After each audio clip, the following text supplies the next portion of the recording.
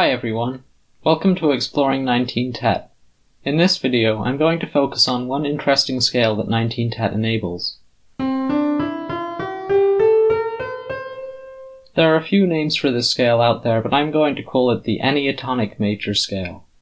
Just like we get the heptatonic scale by stacking perfect fifths, we get this new scale by stacking subminor sevenths. In 19 TET, two subminor sevenths make a perfect 12th, equivalent to a perfect fifth when making a scale. Because of this, we can take the pentatonic scale, made by stacking fifths, and split each fifth into two subminor sevenths.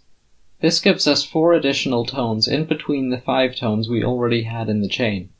If you put the tones in order, the new tones will fall within the minor thirds of the pentatonic scale, the same places the 4 and 7 are in the major scale. The steps in this scale may remind you of 12 TET scales such as double harmonic major. This is because the ratio between the whole steps and small semitones in this scale is the same as between the augmented seconds and semitones in some 12 TET scales.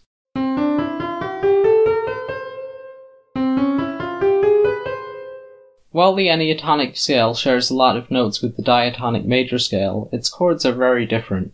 Despite having 9 tones, the scale only has a single major chord and a single minor chord, both from the underlying pentatonic scale. The scale has a lot of perfect fifths, so there are plenty of suspended chords. There are also many subminor and supermajor triads and seventh chords. Can we still get function out of these? A surprising amount, actually. Let's look at the 5-to-1 cadence. The 1 chord is the same as in the major scale, but the 5 chord isn't. The Enneatonic scale has no usual dominant chord built off the 5th degree. However, there is a harmonic 7-sharp 3 chord. This can resolve to the 1 chord the way I talked about in part 4. The 3 and 7 of this 5 chord can arise in a few different chords. They can be part of 1 supermajor 7, which can resolve to 1 major like this. The tones can also be part of the 2 subminor 7 chord, which could have a more predominant function.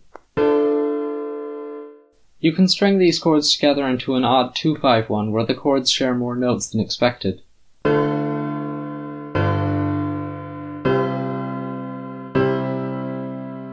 As for what you could call tonic function chords, the 1 chord has similar mediants to what it has in the major scale.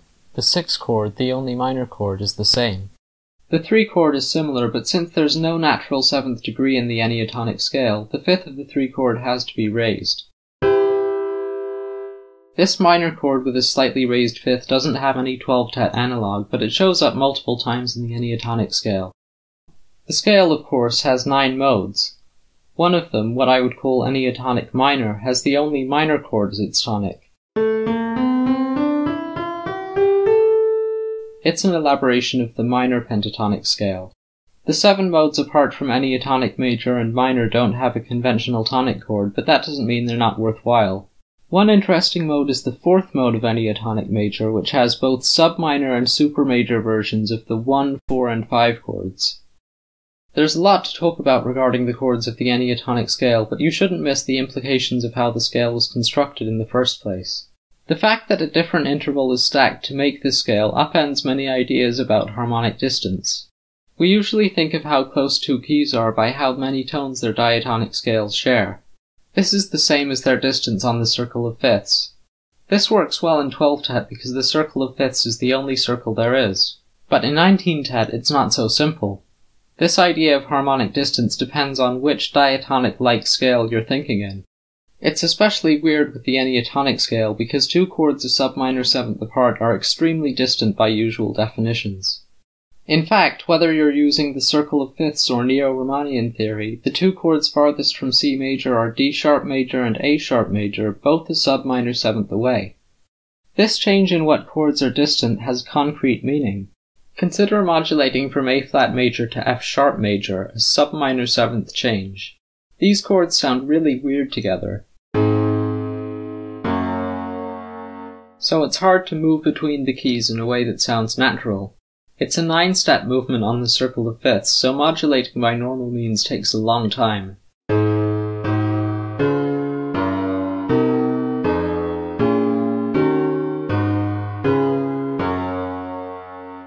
but if you use the Enneatonic scale, you can modulate between these keys very smoothly.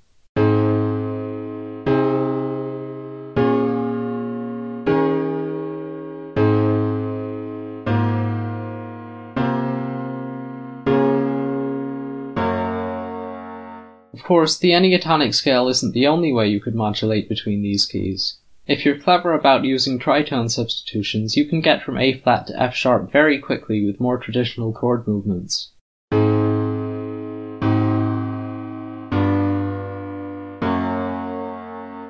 But to me, it sounds more dramatic and less close than the Enneatonic modulation.